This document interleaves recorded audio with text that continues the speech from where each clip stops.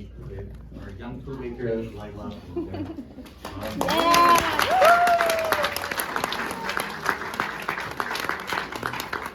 So, obviously, I think one of the first questions would be, what inspired you to write this story? Of course. Thank you. Hi, Ron. I would say that what inspired me for maybe the first part of this movie, which is the suicide kind of element, was actually a conversation that I was having with my mom.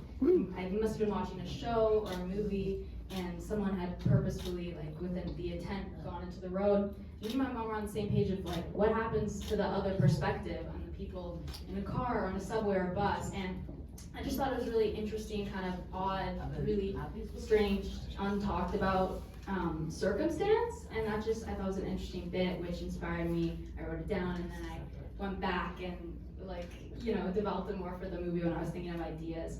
And then for the teenage plotline, I would say Breakfast Club, that movie, because it kind of carries same themes of like unlikely bond and different social groups coming together, and that same type of story arc.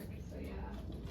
So good. The film is called Between Stops, and that's both kind of a literal and metaphorical space. So what does that kind of mean to you? Yeah. I agree. When I was coming up with titles, I really love when titles have like double meanings, and so I wanted to do that as well. Obviously, the literal sense shows the setting and establishes where we are, which gives some good context, but as a metaphorical sense, I think it's vague enough that it could probably be up for interpretation. I kind of thought of it as like two extremes, like they're both very different from each other, and in between that they find a middle ground that they can connect and relate to. And the two characters, were they inspired by someone, or like the two teenage characters? Yeah, they actually weren't inspired by anyone like specifically, like a real person I had in mind, but I think just being in high school and hanging around different crowds of people, you learn that everyone's different, and it's like you're an observer sometimes, so I think I took that as inspiration. So what would you say was the thing that you learned this whole experience making this film? I think the main thing that I learned was that we like encountered like a lot of different obstacles, and I think that almost mimics like a real film set, which is cool because there's always going to be issues, and so understanding that routine, and also like things always take longer than planned, and I think that's the case anywhere. So I learned that, and yeah, definitely a lot of challenges, but like in a good way because it's realistic. Cool. And finally, what would you like the audience to kind of talk about after seeing this film, or what would you like them to take away from this experience?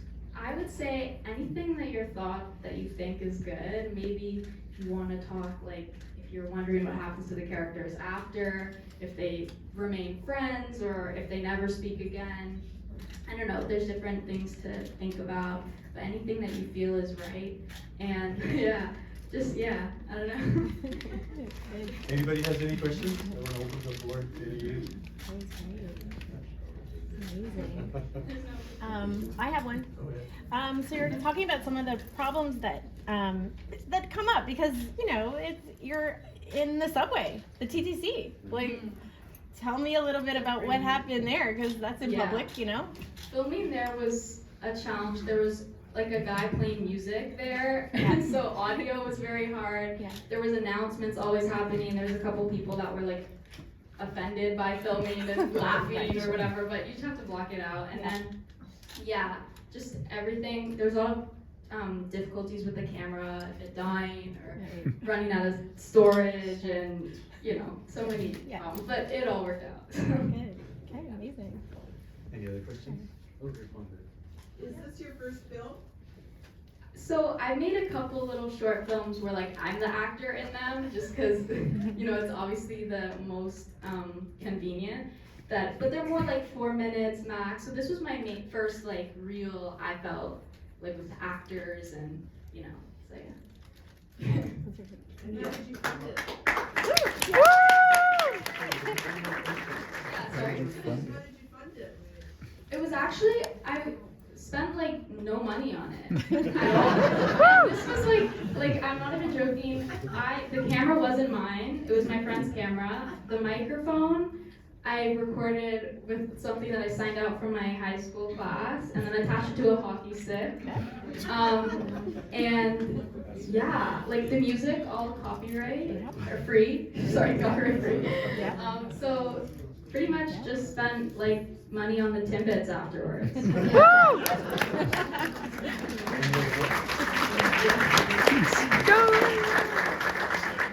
Planning on pursuing this as a career in the future? I am. That is my goal, and this felt like a cool like first step or step towards that for sure. I want to make movies. Yeah.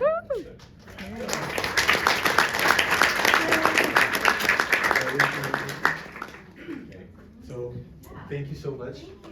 Thank you everyone for being here.